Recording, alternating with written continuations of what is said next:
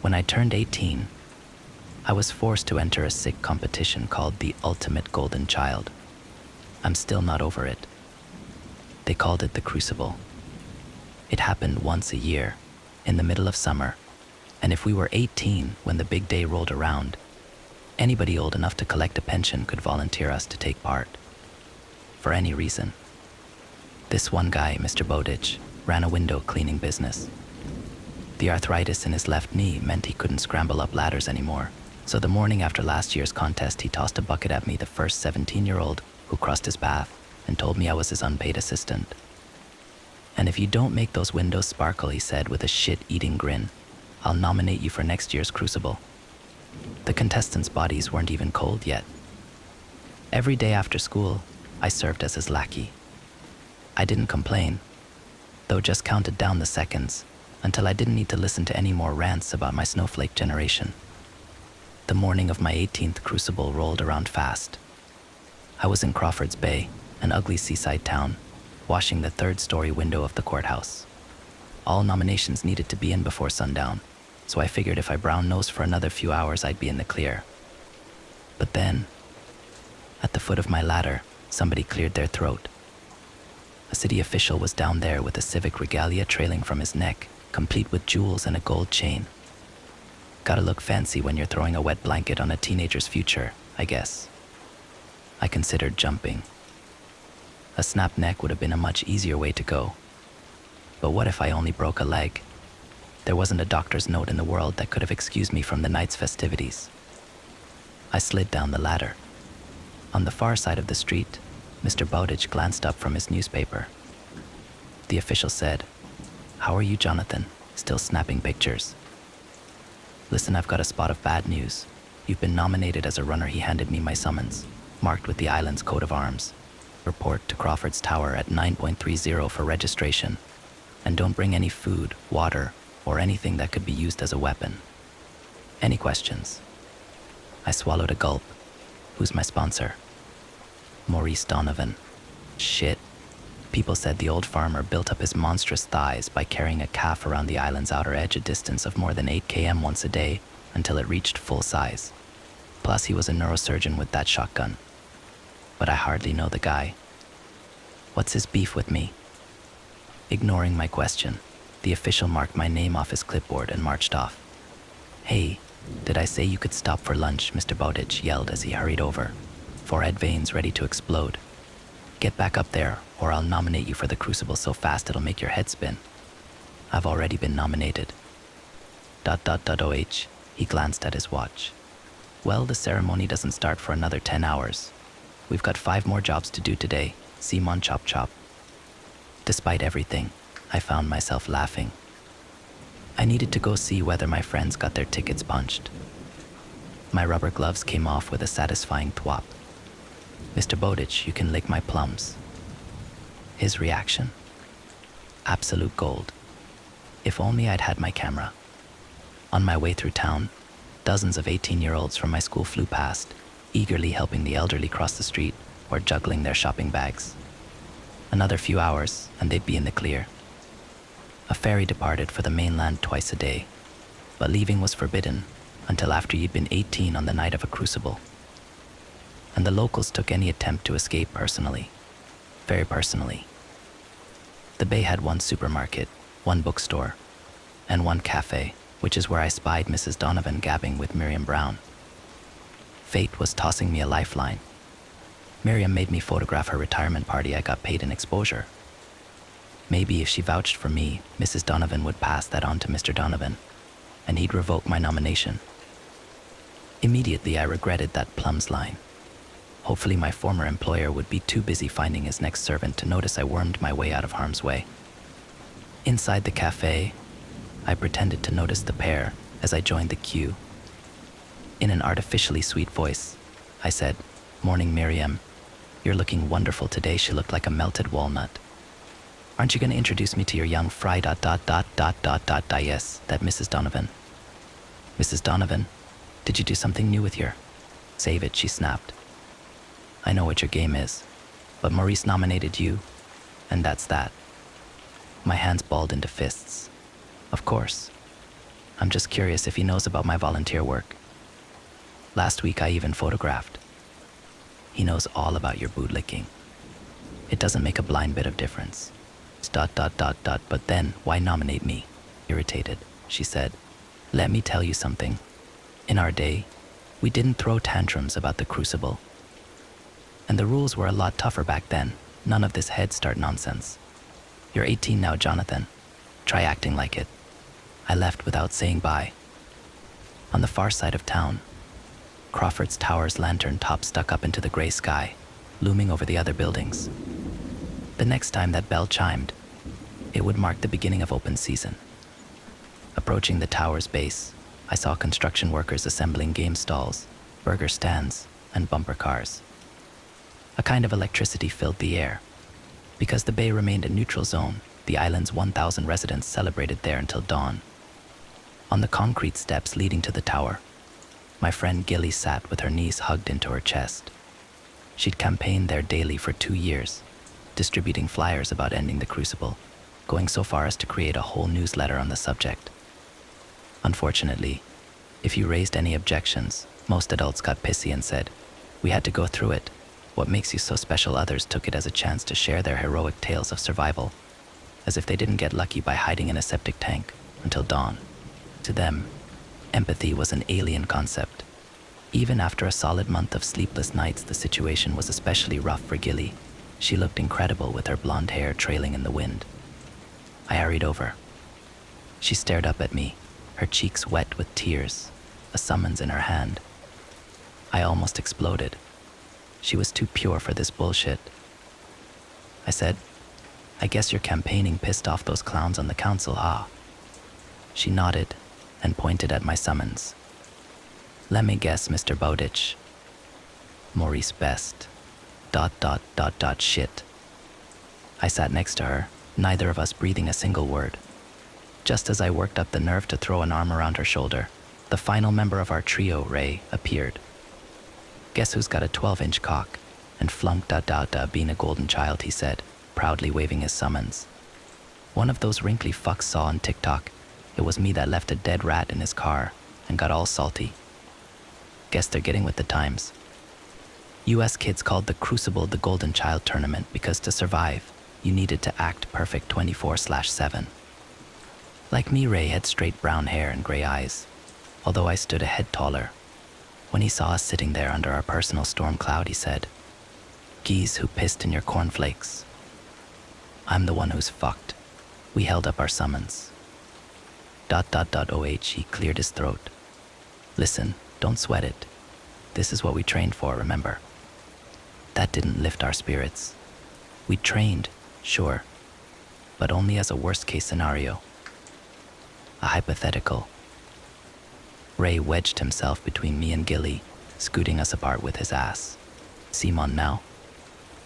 "Johnny, the only thing around here bigger than you is that fucking tower.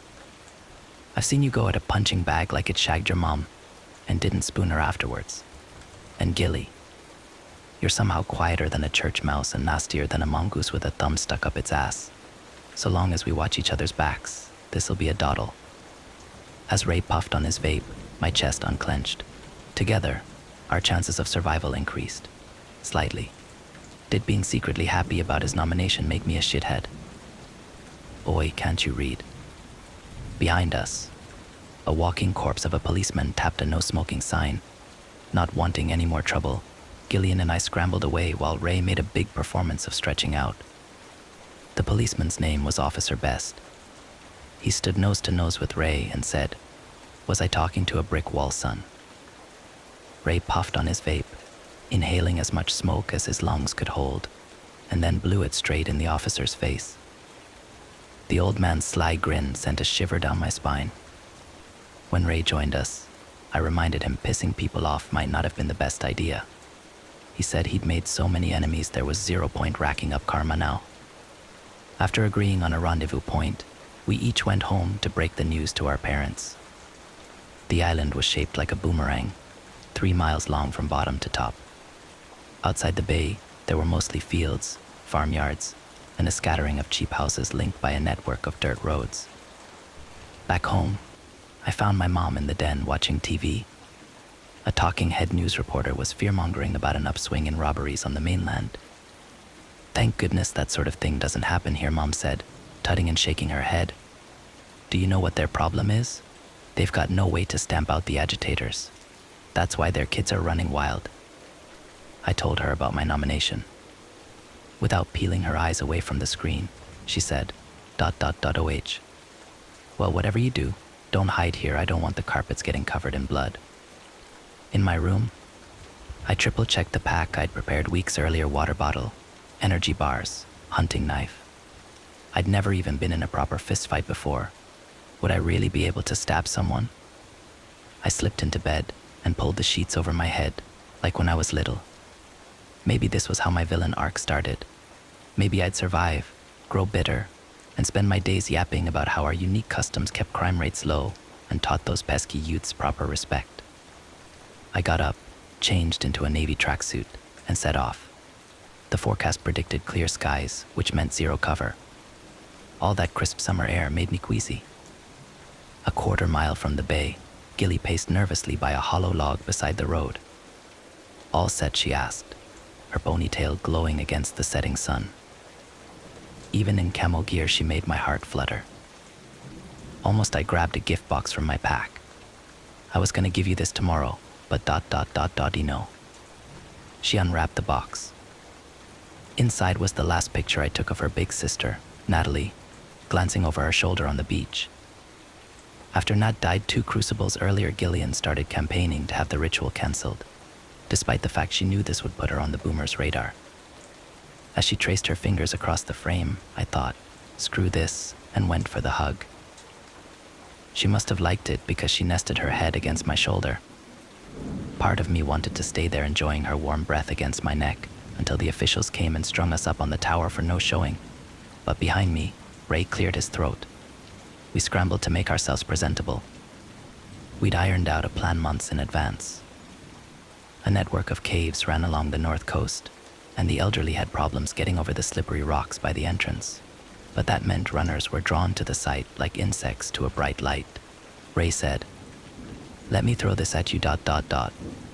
Why don't we hide at Mr. Donovan's farm?" I said, "Ray, put down the crack pipe for 1 second. He shoots trespassers 365 days a year, and he's got a shell with my name on it." "Exactly. It's the last place anybody would think to look for us. Besides, even if they do, I've got this." He showed us a pistol inside his pack. "Where'd you get that?" Gilly asked. "Who cares? The important question is whether I'm a crack shot, which I am." He made some good points. Runners generally steered clear of that area. Plus, the trees that filled the gaps between the different farmers' land meant plenty of cover. We settled on his plan and stashed our packs inside the hollow log. Then, the 3 of us held hands in a triangle.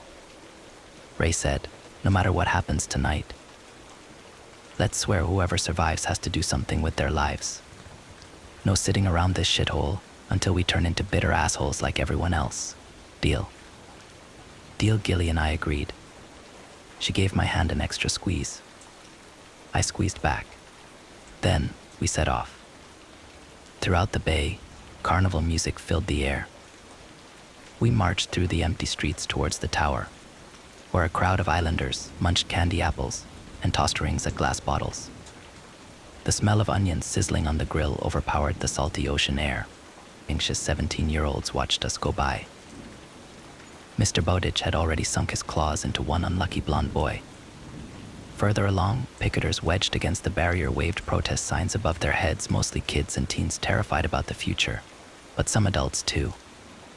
Maybe if I'd supported Gillian's campaign, instead of scrubbing windows, we'd have made enough progress to get the crucible cancelled.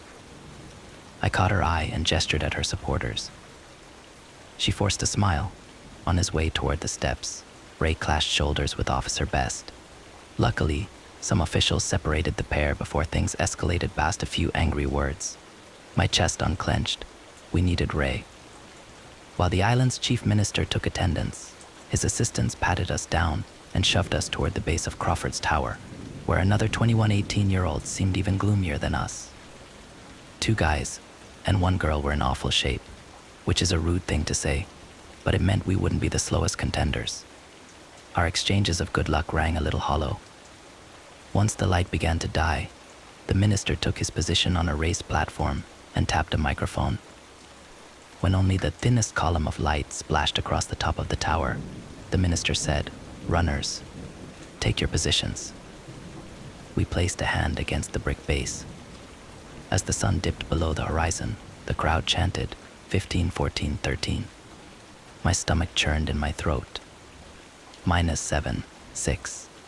Between the fear and adrenaline, breathing was already impossible. All that training didn't count for crap. -2, 1. Dong. The terror drowned out everything around me. I was vaguely aware of runners flinging themselves forward in a panic and pouring down the steps so fast some tripped and got trampled. Finally, my brain kicked into gear. Barbs of guilt stabbed me for not helping the injured to their feet.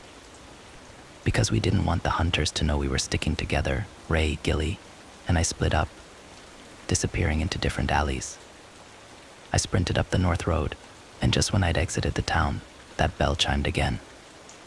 The hunt had officially begun. I hopped a fence and bolted across a meadow at top speed, guided by the light of the moon. Gilly and Ray were waiting nervously at the log I'd already held them back.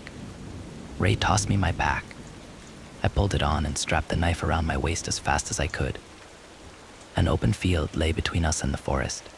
We were halfway across, completely exposed, when a snatch of a song got carried along on the breeze, Uptown Girl by Billy Joel. The boomers were coming. A station wagon sped around a bend in the road. Most hunters systematically worked their way across the island on foot, but others drove around making noise to scare runners out of hiding. Quick, Ray whispered, hurling himself in a shallow ditch, face down. Gilly and I copied him just as the headlights swung over us. I held my breath until the music trailed off. Ray poked his head up, one hand on his gun. Then, he gave the signal. We crawled along on our elbows until we passed through an opening in the brush. We moved slowly in the dark, scrambling up and down rocky slopes, passing through clouds of midges. The forest spat us out at the back of Mr. Donovan's farmyard, where equipment sheds surrounded the main house. We searched for better weapons, but everything was locked up tight. Some sheep in a metal pen went nuts if we got too close, so we ducked behind a rock wall marking the border between farm and forest. It was chest high and roughly the length of a football pitch from the main building. For the next few hours, we scoped out the perimeter, occasionally taking on water. As the night grew colder, there was an occasional burst of distant gunfire, but the violence never seemed to get any closer. This didn't help steady my nerves, though. Every passing minute meant more places had been searched. At 5 a.m., 1 hour from sunrise, Gillian whispered, "I need to pee. We'll signal if there's any trouble," Ray said. After she disappeared into the forest, the wind eased off, and I heard the sound of teeth chattering together. Ray's teeth. This made me smirk. There was a real human underneath all that swagger. "You okay, bro?" I asked, prodding him in the ribs. "PFF, do you think I'd sweat this crap?" He gave me a friendly punch in the arm. "I'm so bored I was gonna start a fire so those wrinkly fucks can come find us. Why no? Make things interesting." We sat in silence for a moment. Then, he said, "You and Gilly, huh? Eat a dick. Oh, come on. You've obviously got it bad for each other. The second this is done, you've got to ask her out. You think she's got it bad for me?" Mr. Donovan's truck. I dropped below the barrier. What if the farm was the last place he hadn't searched? Maybe he'd slit my throat like one of his pigs for making him work so hard. "I told you this was a shitty idea," I hissed. "We need to get Gilly." Before I could scramble away, he grabbed me by the arm. He poked his head up again, saying nothing. Once the tension became too much, I whispered, "Well, I think he just came home." Just as I forced myself to peek, a downstairs light flicked on in the house. "He's got no idea we're here," Ray whispered, suddenly excited. "He probably threw his hip out and gave up. All we've got to do is lay low for another hour, then we're..." The next thing I remember is blood splattering across my face.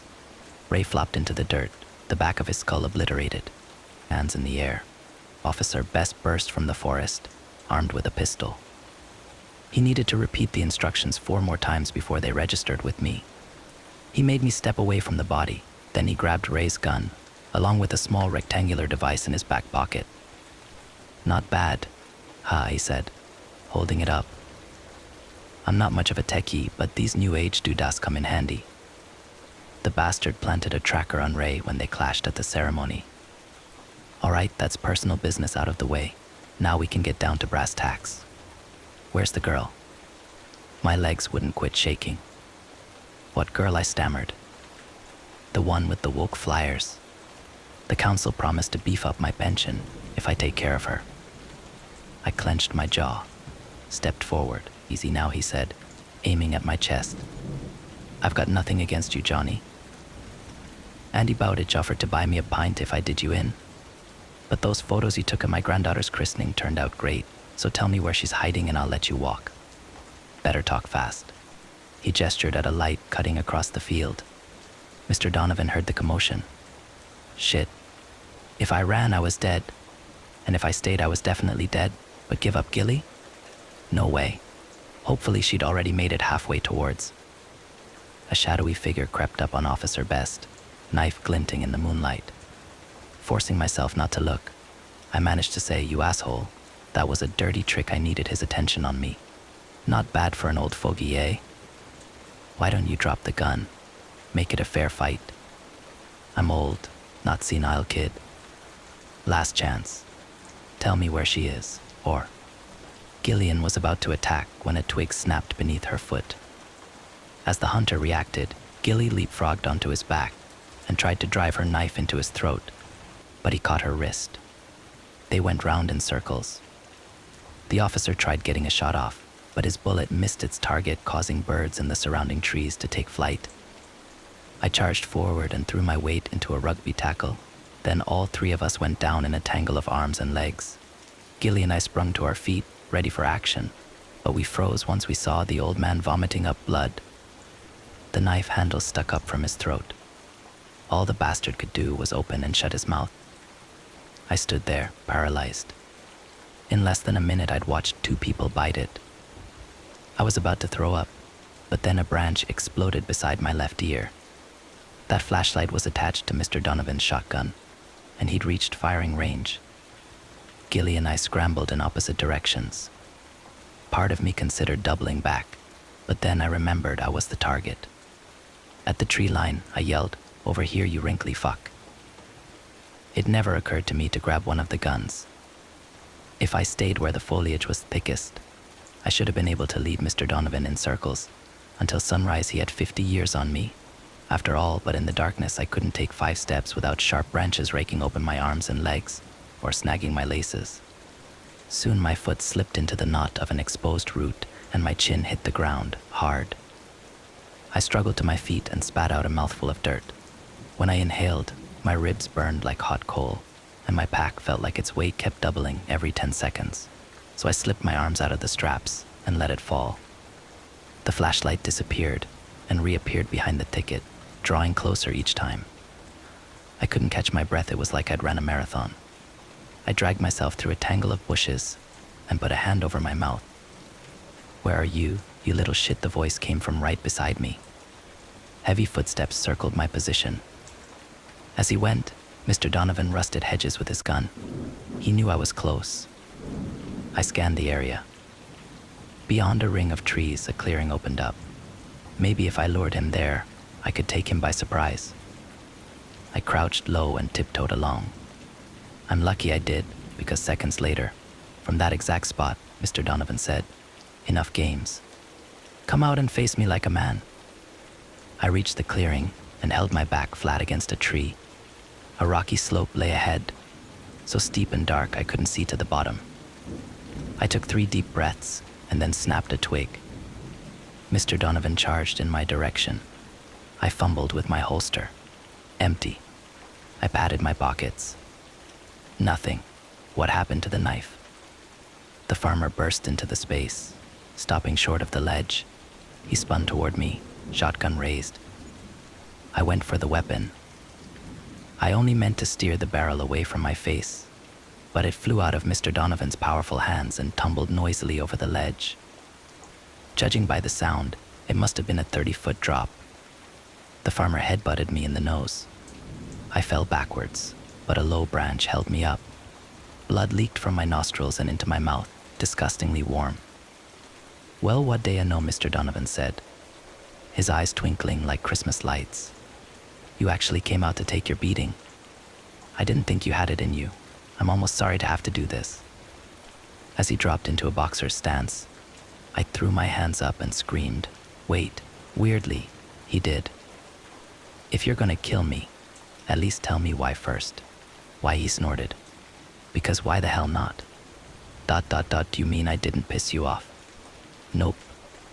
You're gonna kill me for ... and no reason. You need a reason. Fine. How about cause when I was your age some bastard came after me and I had to fight? That's the dumbest thing I've ever fucking heard. How is that fair? See, that's the problem with your generation always whining. Let me tell you something. The rules were a lot tougher in my day, but did we complain? We did not. And you know what? It toughened us up. Yeah, ever hear of survivor bias? Everyone it didn't toughen up is dead. Enough stalling. Let's get this over with." With the energy of a man half his age, he popped me square in the jaw. It probably would have shut my lights out if I wasn't so pissed. I poured my anger into my attacks, but the farmer hit me with some good shots in return, were his hands carved from stone.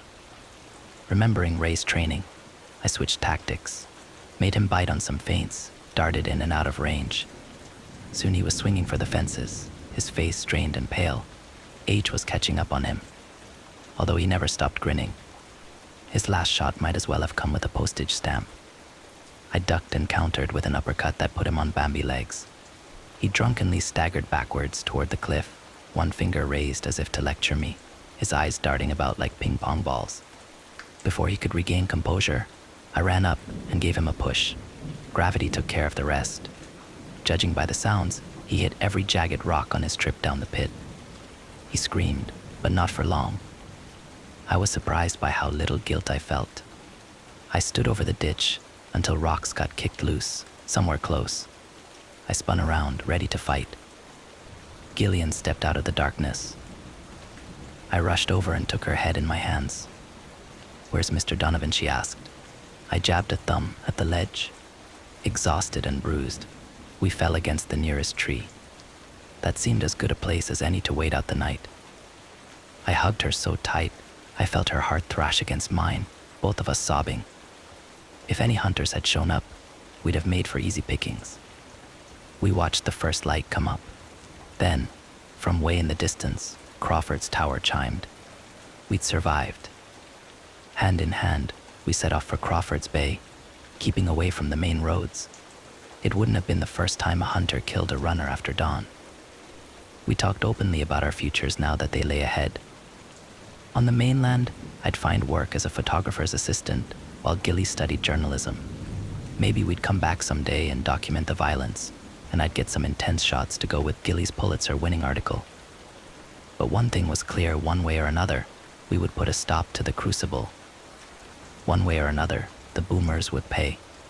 Next story. You're gonna give me $100 to sit inside this cardboard box for 2 minutes. You're gonna give me $100 to sit inside this cardboard box for 2 minutes, I asked, feeling the booze slosh around my brain. It's that simple, the street performer said with a cocksure grin. You last 2 minutes inside the box, you get $100. What if I don't make it 2 minutes? You don't get $100. What's inside the box? The street performer opened the top of the large refrigerator box, and true to his word, it was empty. So what's the catch, my friend Paul said. There's always a catch. No catch. You go in of your own free will. You get out of your own free will. You put 2 minutes between those moments, you get $100. Let me see the money, I said. The street performer didn't look like he had a spare franklin to part with. He wore a stained, threadbare suit with patches on the elbows and tearing at the sleeves. Atop his head was a busted top hat that looked like it had survived since the Great Depression. His feet were covered in mismatched, filthy docksiders that looked like they'd been hauled up from some mucky swamp. That said, the street performer pulled a crisp and clean $100 bill from under his hat. I feel like if I go in, you're gonna kick the box or pour old soup on me, or some other stupid shit for one of those dumbass TikTok pranks. Old soup, I asked, chuckling. Paul laughed. I dunno, man.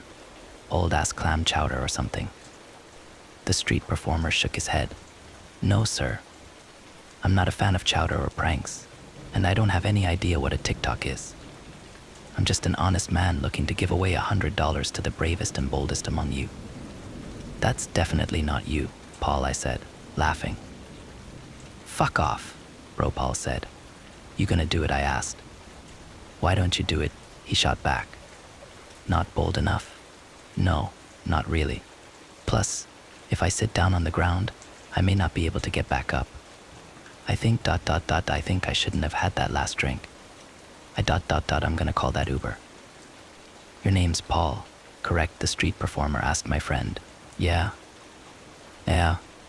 Paul, let me ask you this, could you use $100? Hell yeah. Especially after what I spent tonight. Big, brave man like you couldn't be afraid of a simple cardboard box. Fuck no. I'm not. Do you have 2 minutes to spare? How long until the Uber gets here, Paul asked me. 5 minutes, I said. Give or take. Paul looked at the box and back to the street performer before glancing at me. What do you think? Is it worth it? Man, I don't know, I didn't. The alcohol was not only on top of me but was beating my temples with rock hammers. I mean, the whole thing is fucking weird, but he hasn't explained a downside. I haven't informed you of any downsides because there isn't one, the street performer said with a wink. This guerrilla marketing for a box company. Or do you work for Frigidaire, I asked. No, sir. I work for me myself, and the street performer said, nobody likes having a boss. Am I right? Especially if you knew my boss, I said. He makes Attila the Hun look like Daffy Duck. Fuck it, man, Paul said suddenly. I'll do it. Wonderful, the street performer said. Only Paul added, looking at me, if we can go to the titty bar after I get out. Bro, I am beat, I said, yawning. I don't have the energy. You don't have enough energy to look at boobs. No, I said, surprising myself. I might pass out in the Uber. If you're gonna throw up in the alley, Paul said. They charge extra if they have to clean up any bodily fluids. Maybe I'll puke in the box before you get in. Please don't vomit inside the box, the street performer said. It's one of a kind. These things come off an assembly line, Paul said. Hardly one of a kind. I glanced at my phone, let my vision refocus, and noticed the Uber's arrival time. You got 3 minutes, dude. You going in or not? Fuck it. Let's do it. Who keeps time? Time keeps itself. However, I have a pocket watch to assist us, the street performer said, pulling out a beat-up brass pocket watch from inside his suit jacket. Climb in now. I'll count you down. Paul opened the top flaps and placed one foot inside. He was unsteady on his drunk legs, and I started laughing at his teetering. H flipped me off, steadied himself, and placed the second leg inside. He sat down, shot me a shit-eating grin, and said, I want to go to Golden Apples after. That girl Janine is there this weekend. She's not into you, I said. Yet he said with a smile before grabbing the flaps and closing himself in the box. Your time starts in 3, 2, 1, the street performer said, watching the second hand on his watch spin past 12. Go. Paul sat there for a minute before he started chuckling. I couldn't help but join in. What even was this? In a million years, I'd never be able to guess that this is where the night would end ... inside a cardboard box. You start by having a few too many cheap domestics during a ball game and end up probably being hustled by an unhoused guy in a top hat. This is so fucking stupid, I said, barely holding back laughter. They said the same thing about the dog launched into space. Hey, Laika, how dark is it up there, I asked. Not very, Paul said. his voice muffled by the cardboard. He started a giggle fit again before adding, I feel like a dumbass. If the shoe fits, I said. The box suddenly jostled violently. It went still for a beat before rocking back and forth again. From inside the box, I could hear Paul moving and adjusting. Bro. Stop moving, I said. I'm not doing that, he said. 30 seconds, the street performer yelled out. Wait, wait a second. It just got dark. Really dark. You can't see the neon light from the bar. No, he said, his voice unsure. Wait, there. There's some kind of white light off in the distance. The distance, I asked, confused. You're inside a box. The farthest distance is a foot away. Hey, Mr. Top Hat, is there a screen hidden in here? Like a TV screen or something? The street performer ignored him. What's going on, I asked. There's something approaching the box. Yeah, the Uber, I said with a drunken laugh. No, like there is someone walking toward the inside of the box, Paul said. It looks like a person, but that doesn't make any sense. His voice went from playful drunk to concerned drunk. He was sloshed, but a small part of his brain was still on guard. It told him there was danger around him. But it didn't make any sense, as he was sitting inside a cardboard box on the sidewalk of an empty street. 45 seconds. Paul, stop fucking around. Bro, I'm serious, he said. Some guy ... I think it's a guy. Anyway ... IS walking toward me. Wait ... oh wait shit. There are 2. No, 3 ... fuck. 4. I'm surrounded by shadow figures. Shadow figures, I asked. They look like people but ... but different.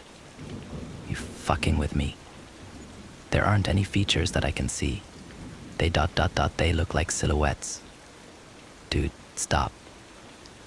The joke's not funny anymore. Get out, huh? The Uber's almost here anyway. Shay, he hissed. I think they can hear your voice. I turned to the street performer. What's going on here? What's the gag? He ignored me. His eyes stayed trained on the pocket watch's quickly rotating second hand. 1 minute. Halfway there, he yelled. I ... I can hear them speaking. It's faint, but what? It doesn't sound like any language I've ever heard. Paul. Enough's enough. Come on out, man. Our ride is turning down the street. Oh fuck ... I think they saw me, he said, his voice quivering. Who's they? These shadow figures. Oh fuck, he said, fear lacing his words. I heard him start kicking the side of the box from the inside. The cardboard bent with each kick, but never broke. Get moving, I said. I'm trying to run, but my body isn't moving. Dude. You're kicking the box, I said. That's not me. My body is frozen, and they're coming. Holy shit.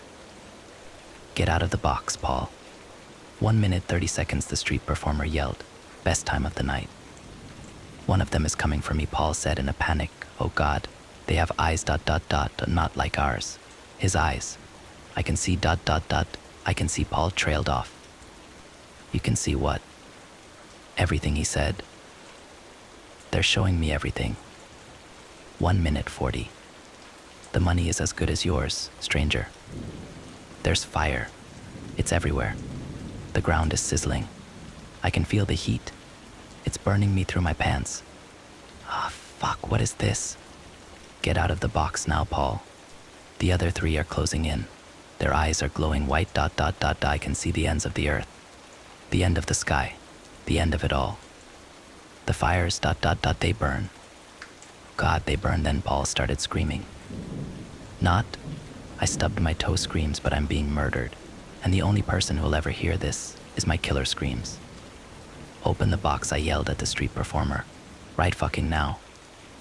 But he didn't move an inch. He kept his eyes trained on his watch. 10 seconds remaining, the street performer yelled. 10. I leaned over and tried to rip open the flaps on top of the box, but they weren't moving. They felt like 1,000 pounds.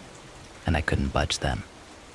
I slammed my hand down on the cardboard, and it felt like I had just hit concrete. My hand throbbed, but I tried again to rip the box open to no avail. Push up. Paul, I screamed at the top of the box. Listen to my voice and come for it. 9, 8, 7. Why are you all showing me this? Paul said through sobs. I don't want to watch them all die. Paul, sit up. Come on, man, sit up.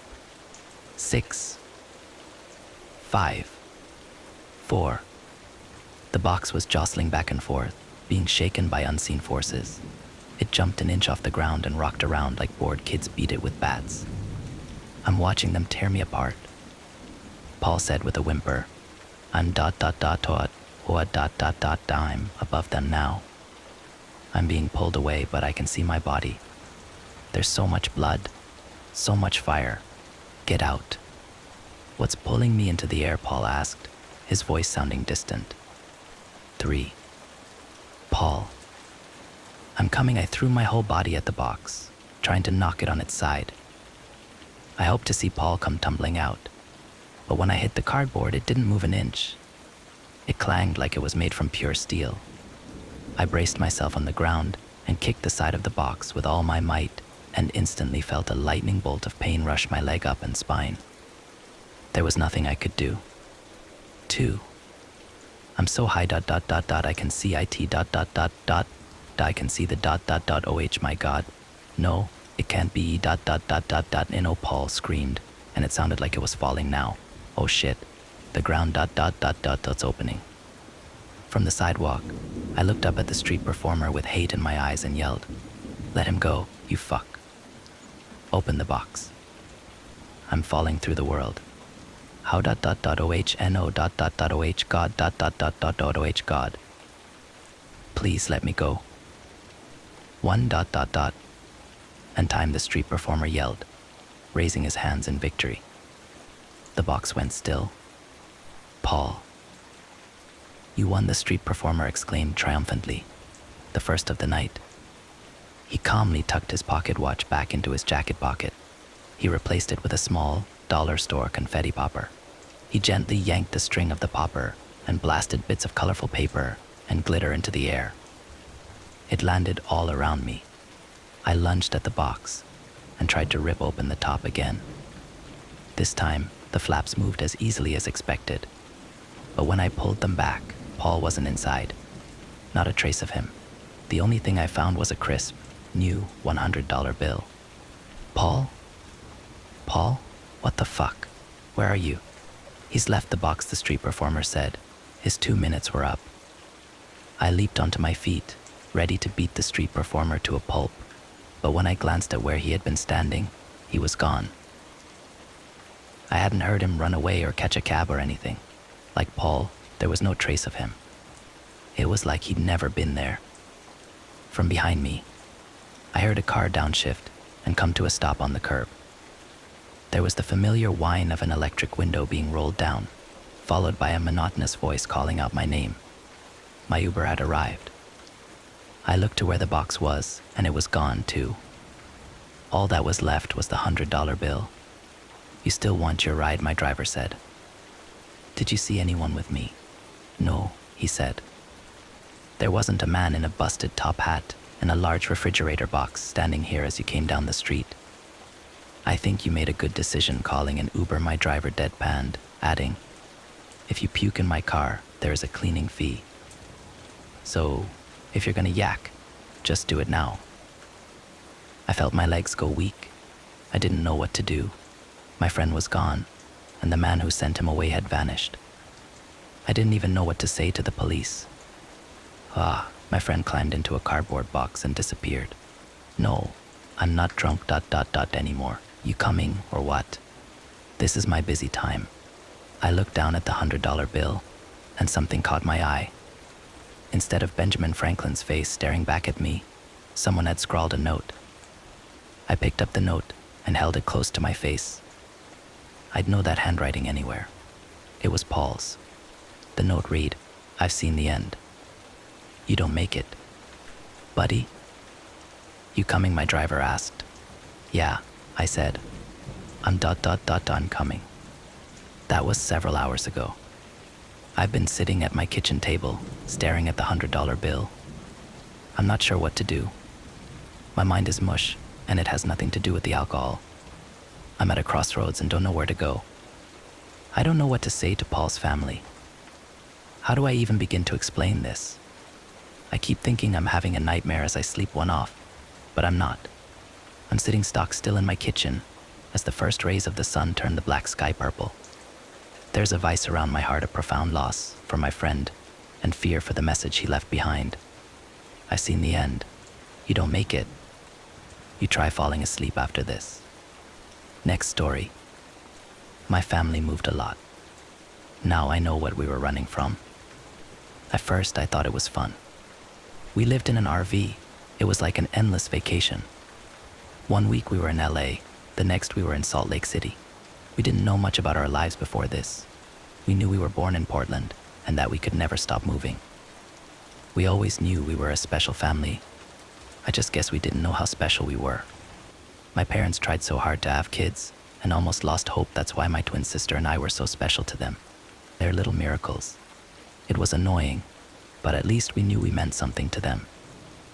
Amelia and I were fairly close, as far as siblings go. We were kind of each other's only friends, since we were homeschooled. We felt pretty isolated. We never set up camp anywhere fun, no Koa campgrounds with ice cream shops and swimming pools, always driving off-road and living deep in the woods.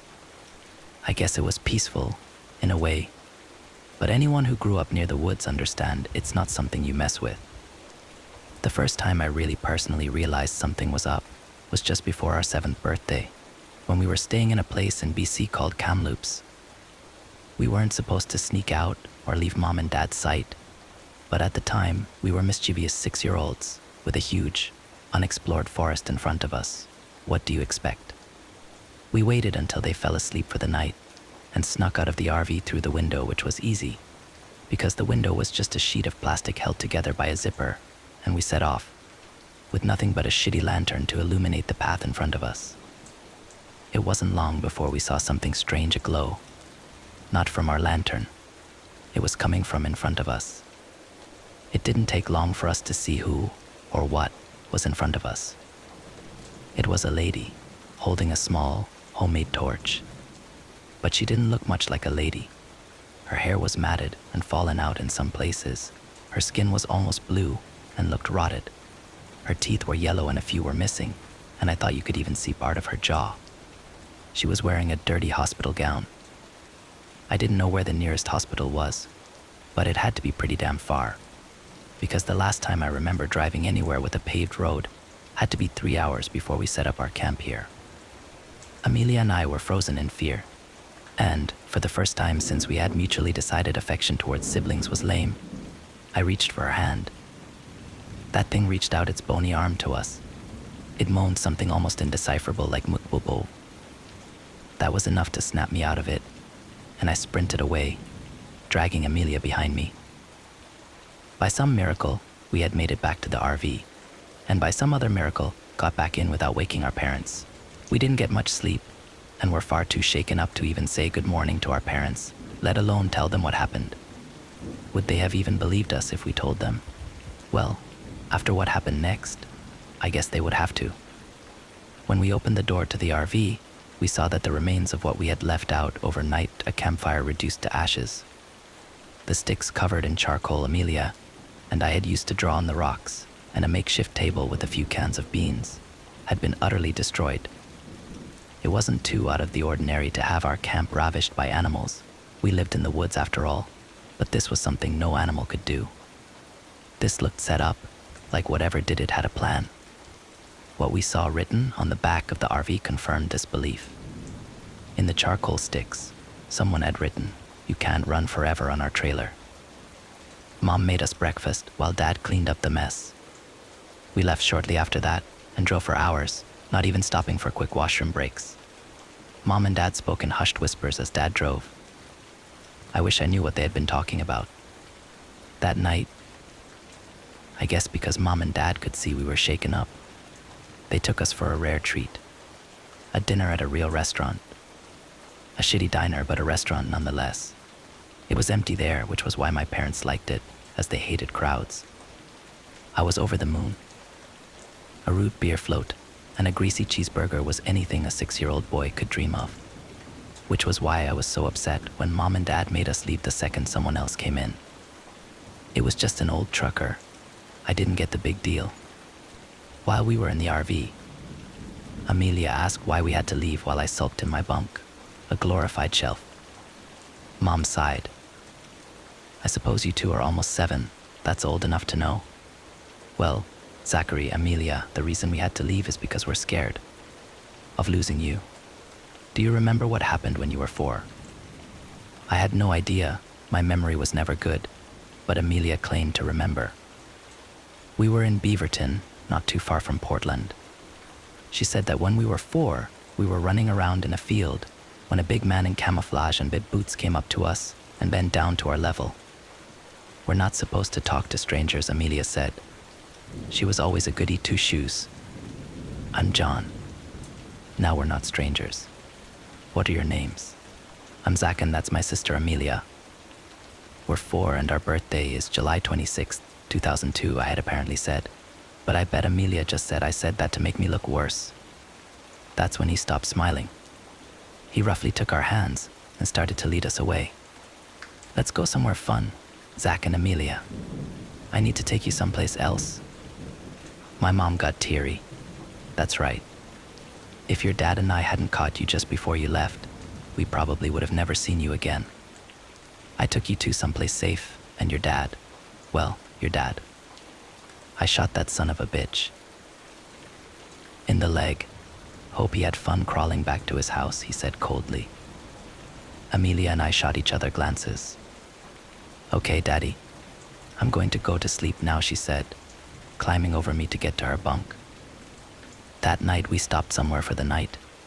I forgot where, probably near the interior of BC or maybe Alberta. I looked out the little plastic window and I saw her. I saw that fucking lady again. She was staring at me and Amelia in our bunk beds, reaching out for us with that same long, bony hand. I rolled over and tried to sleep, but couldn't, knowing she was there. Life continued on like that for a while. Anywhere we'd stop, she'd be there. Washington? There she was. Nevada? You bet your ass. Montana? Better fucking believe it. Amelia and I didn't really explore much anymore, partially because we were getting older and gradually showing less interest in that sort of thing, but partially because that experience in Kamloops traumatized us both. That didn't stop the lady from trying to get us. Sometimes we'd catch a glimpse of her on the highway as we drove by.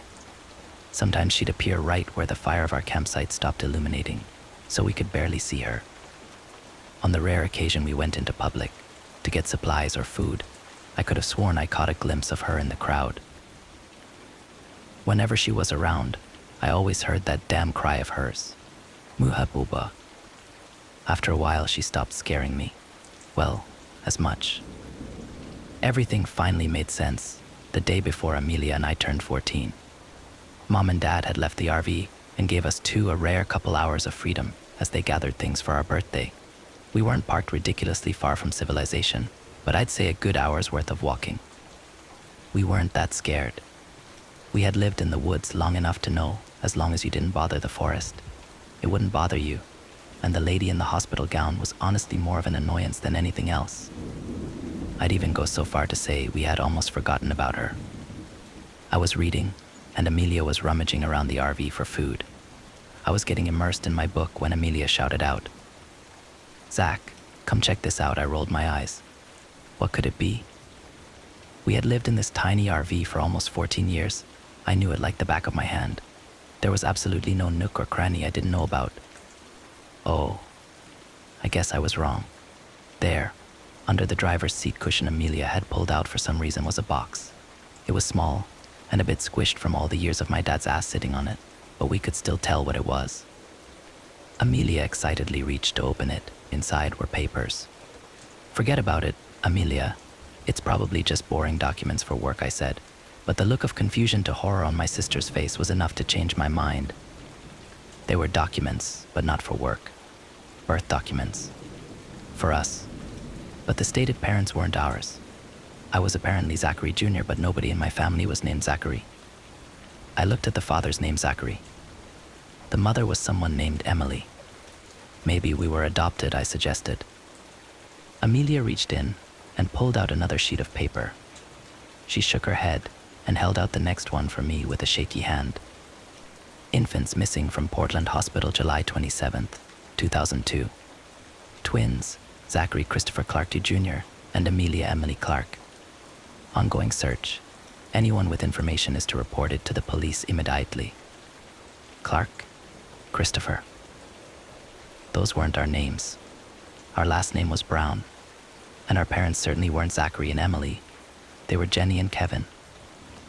I had a feeling things were going to get worse. I was right, as Amelia pulled out the third and second to last paper. Portland mother of 2 murdered in hospital. Emily Clark, 27, had recently given birth to twins, now missing, when she was smothered to death in her own hospital bed. Police drawing of suspects. We looked at the police drawing. It was obviously not a complete match, but they were basically the only other 2 faces we had seen our entire lives. Mom and Dad. CCTV footage shows the 2 suspects leaving the hospital through a back door with the 2 infants. Search is ongoing. If spotted, do not approach these individuals. Alert the authorities immediately. We were silent as Amelia shakily grabbed the last piece of paper. This was from 2006, we were 4.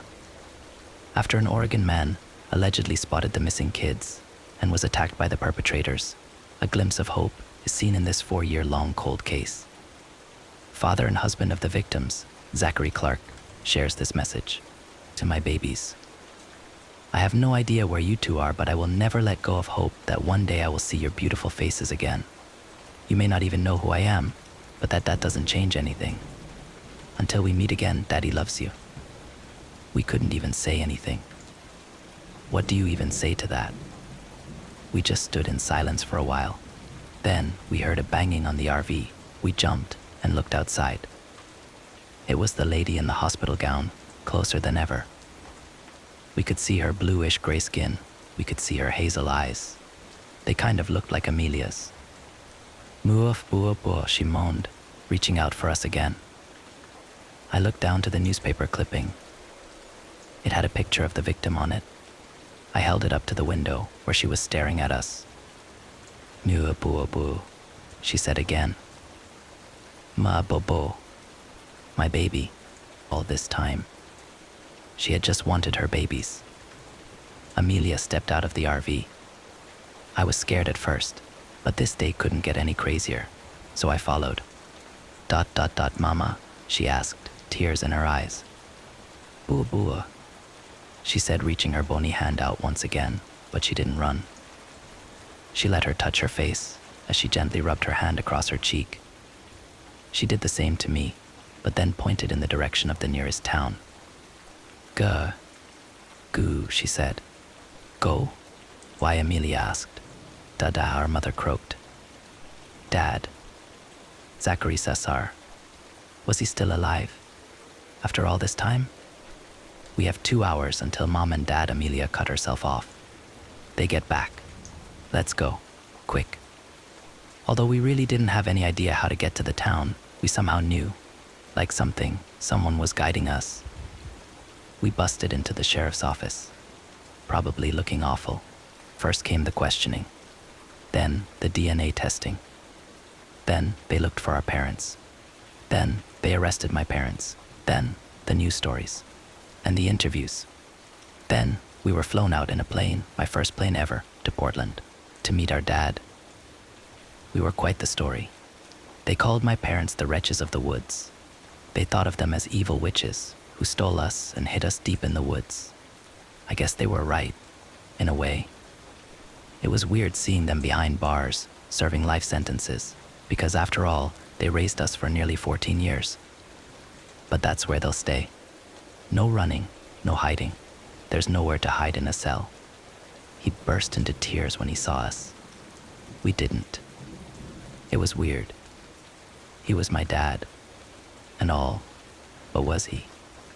I mean, I guess I met him when I was like a few hours old, but I just couldn't connect to him. It took a while, but we slowly got used to our new lives, in a house with a bed and our own rooms, not running from everything, or living in the woods. It was peaceful, although most of the time I ended up sneaking into Amelia's room, because after all this time I still couldn't be alone. One time I got a knock on our window. We both woke up and saw the lady in the hospital gown outside, but she looked happier, less rotten, like she was complete again. Mama, I asked, could she stay? And I could live with the family I craved. Like she read my mind, she shook her head. I have to go. My babies, she said, reaching her hand out to us through the window as she slowly disappeared into the night. We never saw her again after that, but we always knew she was watching us. But this time, we wouldn't run. Next story. As a kid, my best friend said it's easy to get away with murder. Now, I'm worried he wasn't just boasting. My friend Sam has always been troubled. The sort of kid you knew would go down the wrong path and wind up in the news. I remember when the story about Daniel Petrick came out. He was that teen who, back in 2007, took his father's gun from a safe after his parents took away Halo 3. He came up behind them while they were on the sofa watching TV, told them he had a surprise for them, and shot them both in the back of the head.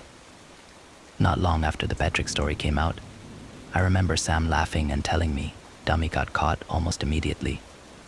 If I were ever going to do something like that, I'd be smarter about it. We lived only 3 houses apart, so we used to hang out a lot. Sam was obsessed with true crime, which meant we watched a ton of it. He was drawn to the most heinous stuff. Like Catherine Knight, the woman who in 2000 butchered her husband and cooked him up into a meal and hung his skin up to dry. The officers who came to her house brushed against the skin thinking it was a curtain. This was way inappropriate for 12-year-olds, of course, but neither of us had very involved parents. Maybe because of all this stuff, Sam was convinced that evil was pretty much everywhere. Dude, he said, if this is how much we see, the people who are caught, how many do you think get away with it? Not many, I said confidently. If they did, we'd hear about it in the news. People would be disappearing. But think how many might be labeled accidents, but are really murders. Falls down the stairs. Heart attacks. I bet so many people bump off old folks when they don't want to take care of them or want their money. Doubt it. I said again. It would be so easy, said Sam. I bet there's tons of murders sliding under the radar because people just don't expect you to actually kill. So easy. In hindsight, this conversation screams red flag, but as kids we both had a morbid fascination with this stuff. But by far Sam's biggest obsession was the piano wire killer who strangled 4 women in our city and was never caught. I found out from Sam's dad, not from Sam himself, that one of the victims was actually Sam's older half-sister. She was abducted in '99 when Sam was only 4 years old. Like all the victims, she was found naked, her body recovered from the tunnels under Nicollet Island. And finally, I understood the motive for his true crime obsession. He wanted to catch the person who'd killed his sister. He was trying to understand how it happened. When I asked him about her, he claimed to remember her singing to him and playing on the swings, and admitted he watched every scrap of news relating to her death that he could.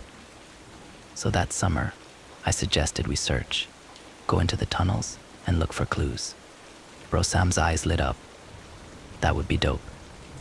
We spent a whole summer scoping out those tunnels, winding through unlit utility passages, seemingly forever through the cool dark. If you know your way, you can crawl through a narrow passage to Satan's Cave, where teens and urban explorers sneak in to drink, light up, and graffiti their names.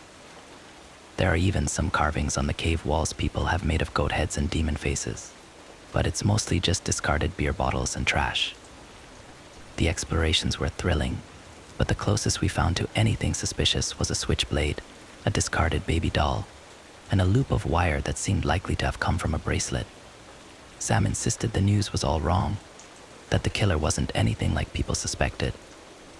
Maybe he was right, but he was wrong about the tunnels. There was no evidence there of any killer whatsoever, piano wire or otherwise. After that summer, our interests shifted from true crime to video games. We played lots of shooters. I got into sports taekwondo and later rowing, backpacking, any wilderness stuff. Sam got into drugs. We'd still occasionally meet up for a hike. I'd go for the nature, he'd go for the opportunity to light up and escape his parents' constant squabbles. But I saw less and less of him. By the time I entered college, he was in and out of jail, getting in trouble for dealing, for breaking and entering, petty crime stuff. The last time I heard from him was when he called me from jail, asking me to bail him out, reminding me what good friends we used to be, reminiscing. "Hey, Rufus," he said, "remember that summer we spent searching the tunnels?" Yeah, pretty transparent, trying to tug at my heartstrings with a bond that had wilted years ago. But I smiled anyway, because those were better times. "That was dope," he said. "We never did find much, did we?" "Nope. Bet if we searched those tunnels now, things would be different." "Hey, maybe we go again once I'm out." "Yeah. Sure. So, I was wondering if you could do me a favor." Yeah, okay, I was a sucker. I went and bailed him out later that day. We made plans to hang out, maybe to explore those tunnels again. I knew he'd blow me off, but what can I say? He was an old friend and I felt bad that he'd wound up this way, while my life was pretty steady. What's more, he'd found out while in custody that his dad had died. Suicide, apparently. Which was not a surprise to anyone who knew Sam's father, but nonetheless surely must have hit Sam hard. Sam was worried now about his mom, having to raise his baby sister alone.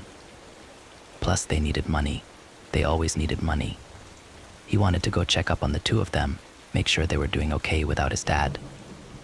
I told him I was here if he or his family needed any help. I gave him my condolences. He just smiled and told me thanks, and didn't mention his father again on the drive back. "You know, they actually found new evidence in the case," he said to me when I dropped him off.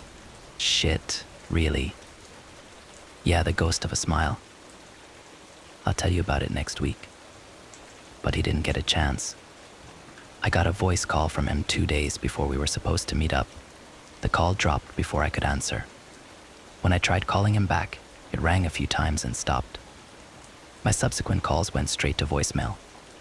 Sam ghosting me was nothing new. But when our appointed meetup passed and he still wasn't replying to me, I messaged his mom. She said he'd left ranting about the piano wire killer and the tunnels, but she thought it was just his usual talk. He was always spouting big ideas and conspiracy theories, never amounting to anything.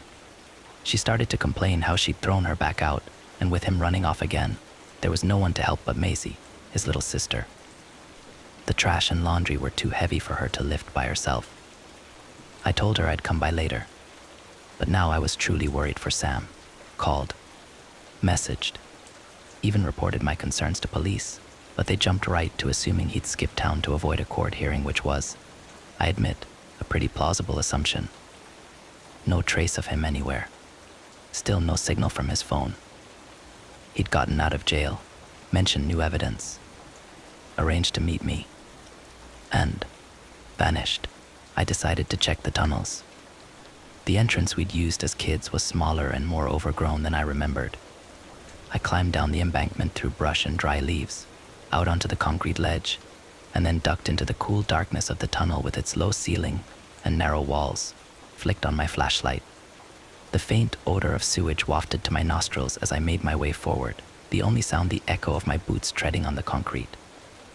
After a while of running my hand along the cool brick, I paused and turned to glance behind me. The entrance had become a distant square of white light. Was this really a good idea? Well, obviously not. I might go stumbling into whatever had caused Sam to disappear, besides which I couldn't remember the directions to Satan's cave. And even if I did find my way in, what was I supposed to be looking for? You know, they actually found new evidence in the case.